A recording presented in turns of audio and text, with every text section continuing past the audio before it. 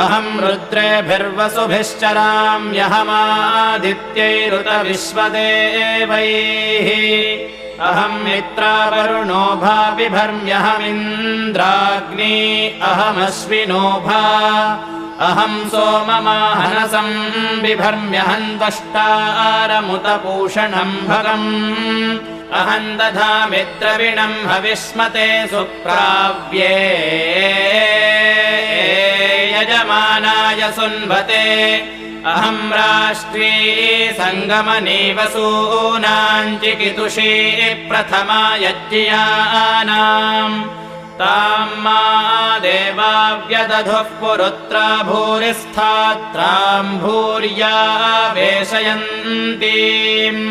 मया सोमन्नमत्ति यो विपश्यति यः प्राणिति य ईं शृणोत्युक्तम्।